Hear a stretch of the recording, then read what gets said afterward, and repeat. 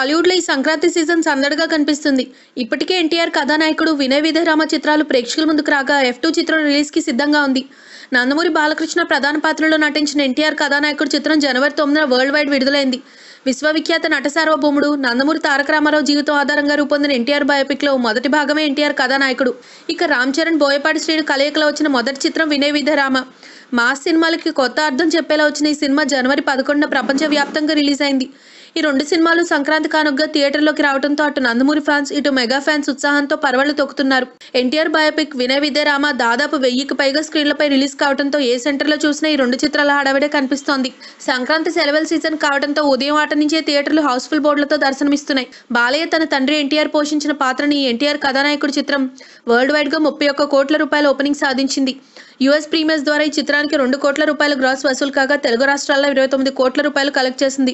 ఇక వినయ విధేయరామ చిత్రం కూడా రామ్ చరణ్ గత చిత్రాల రేంజ్ లోనే బాక్స్ ఆఫీస్ ని షేక్ చేస్తుంది. ఈ సినిమా మొదటి రోజు ప్రపంచవ్యాప్తంగా 44.5 కోట్లు రాబట్టింది. ఇందులో ఓవర్సీస్ ప్రీమియర్స్ ద్వారా 3 కోట్ల 50 లక్షలు వసూలయ్యాయి. ఫుల్ రన్ లో ఈ సినిమా మరిన్ని వసూళ్లు సాధించడం ఖాయమని ట్రేడ్ వర్గాలు అంచనా వేస్తున్నాయి. ఎన్టీఆర్ కథానాయకుడు వినయ విధేయరామ చిత్రాలు రెండు కూడా 100 కోట్లకు పైనే ప్రీ రిలీజ్ బిజినెస్ చేశాయి. వీటికి డిస్ట్రిబ్యూటర్ షేర్ రావాలంటే వారం రోజులు పడుతుందని ట్రేడ్ వర్గాలు చెప్తున్నాయి. పండగ సీజన్ కావడంతో ఆ లోపే వచ్చిన ఆశ్చర్యపోవాల్సిన లేదంటున్నారు. If you like the video, please like us and subscribe Tollywood Nagar.